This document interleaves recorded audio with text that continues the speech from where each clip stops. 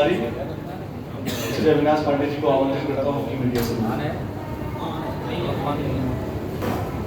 साथियों, आज जौनपुर में दूसरे गठबंधन के समन्वय बैठक के लिए मैं हाजिर हुआ हूँ और जैसा कि आप जानते हैं कि पूरे देश में आज चुनाव का माहौल है और विशेष रूप से उत्तर प्रदेश में 80 सीटों पर गठबंधन के उम्मीदवार चुनाव लड़ रहे हैं।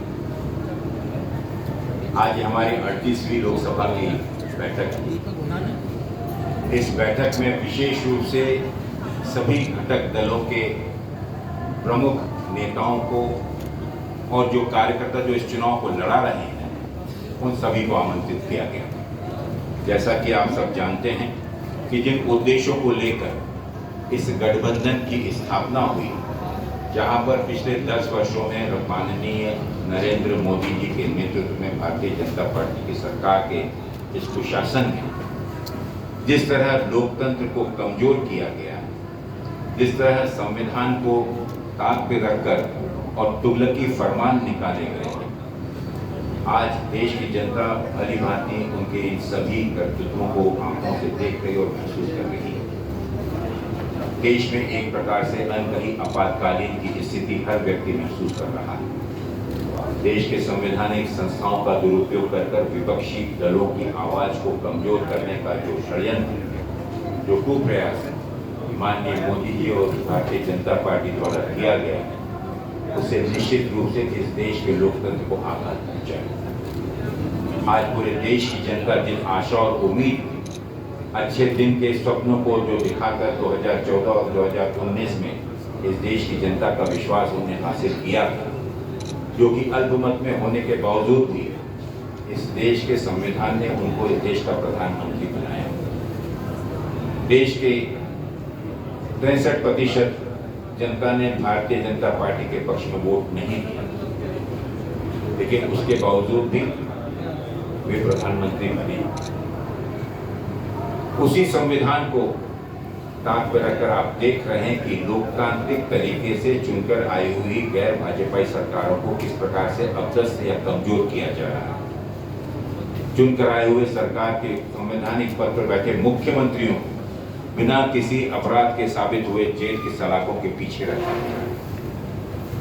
देश की जनता जहां पर प्रतिवर्ष 2 करोड़ नौकरियां देने का वादा माननीय मोदी जी ने इस देश के युवाओं से किया, आज इस देश का युवा ये प्रश्न पूछ रहा है मोदी जी से कि इन 10 वर्षों में 20 करोड़ नौकरियां कहाँ गई। बेरोजगारी चरम सीमा पर है।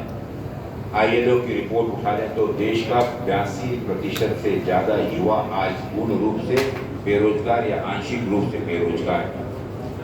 पढ़ा लिखा व्यक्ति अपनी क्षमता से छोड़कर, अपनी आशाएं अपेक्षा छोड़कर आज मजदूरी और कूली बना हुआ।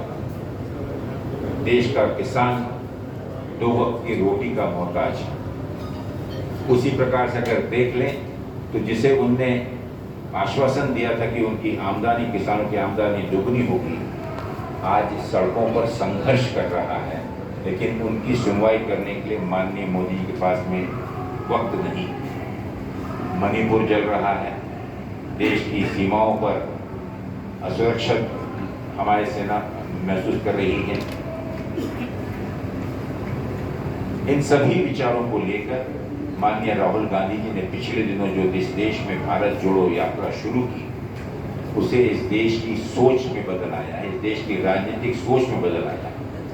और उस सोच के चलते और हमारे देश के सभी जिम्मेदार राजनीतिक पक्ष, चाहे वो समाजवादी पार्टी के राष्ट्रीय अध्यक्ष अखिलेश यादव जी हों, आदरणीय अरविंद केजरीवाल जी हों, लालू प्रसाद जी हों, फारूक अब्दुल्ला साहब हों, ममता बनर्जी हों, जितने भी देश के जिम्मेदार राजनीतिक पक्ष थे, हर व्यक्ति ने बैठकर इस गठबंधन में इस सरकार का को अपदस्थ करने का संकल्प लेकर आगे बढ़ी।